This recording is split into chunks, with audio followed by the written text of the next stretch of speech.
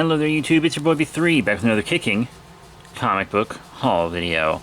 Today we're going to be looking at a bunch of stuff, mostly if not entirely DC. I actually think it is all DC. But these are the last books that I have to look at to complete all my comic book hauls for now. First up is Batman Rebirth #1. This is the one-shot from Rebirth that started the Tom King Batman run. Very cool, a key issue if there ever was, and I believe the first appearance of Gotham and Gotham Girl. Is that correct? Oh well, this used to be a big expensive book. I don't think it is now. I got it for $2, but I got it from Half Price Books, which is famous for underpricing comics, so who knows.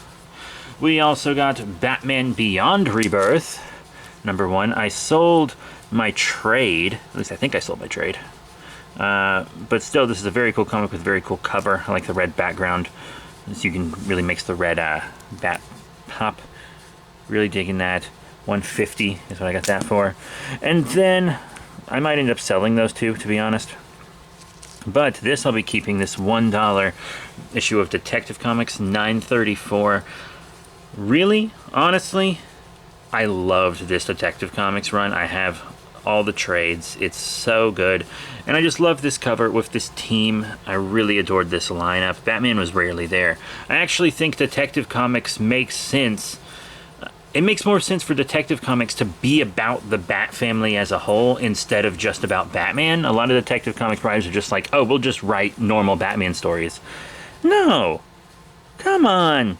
Make it be about the fam, you know? That extended Bat family, I think, is the perfect thing for Detective Comics to be. So I really love that run. Also for $1, we got the first issue of New 52 Superman. You guys know I am a huge Superman fan. This wasn't my favorite run of all time, but it's not as bad as people remember it to be.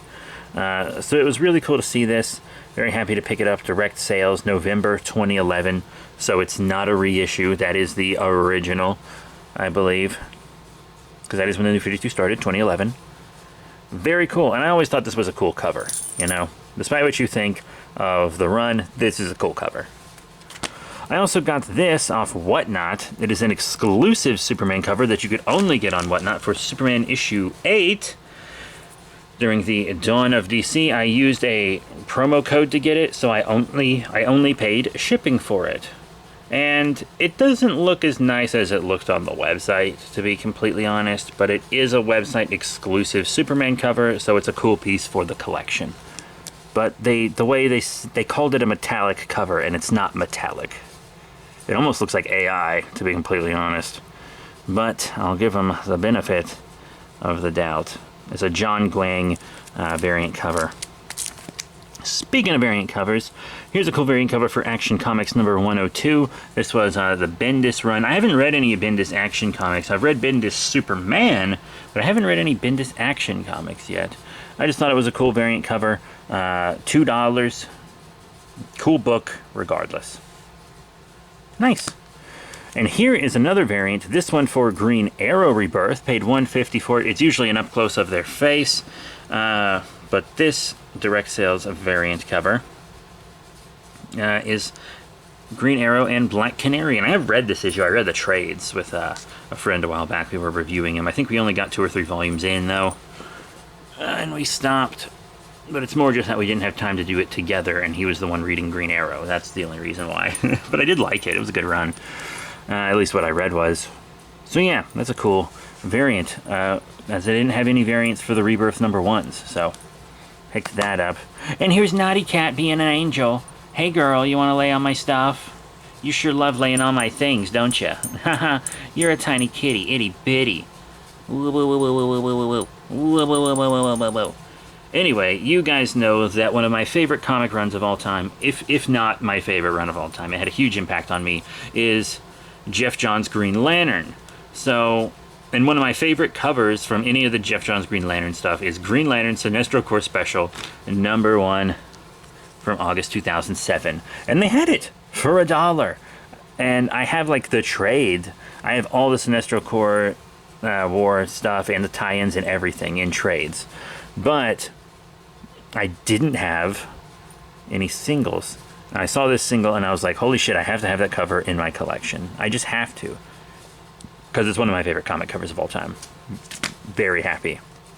Also, we got Titans Rebirth #1. This is also a variant cover. My dude, my guy, my homies, my friends, showing many of the core members of the team right on the front. No Wally, because he kind of joins at the end of the issue. I think that's why Wally isn't with him. Actually, he's not the only one missing, now that I'm really looking at it. I guess they just slapped the most recognizable ones on the cover. Maybe they didn't want it to be too crowded. I don't know. But it's reminiscent of the Green Lantern one. This was also $1. And this is a really good Titans run, too. Really like this Titans run. You can check out my reviews of the trades on this channel. And now, something vintage. And this is a really depressing cover. It was actually top of the stack. This is Aquaman stuff. And Aquaman's top of the stack. And this was the first issue there. And I was like, that's a real bummer to start off on. Aquaman, number 62. $2. There's one of my favorite comic characters of all time, Mera. Aquaman's dead son. Yeah, a novel lengthy spectacular with a special surprise villain. Yeah, you see why I didn't want to start on his dead, murdered 5-year-old child, you know? But still, I have become quite the Aquaman fan in recent years. In fact, I have many Aquaman books here. So, yeah. I thought this was an important issue to pick up.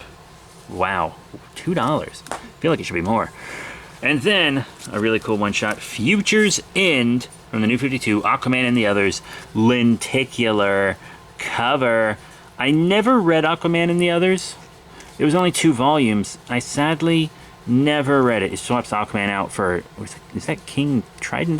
That's that King guy. I don't remember his name. It's been a while since I read New 52 Aquaman, which is a book that made Aquaman dope as shit.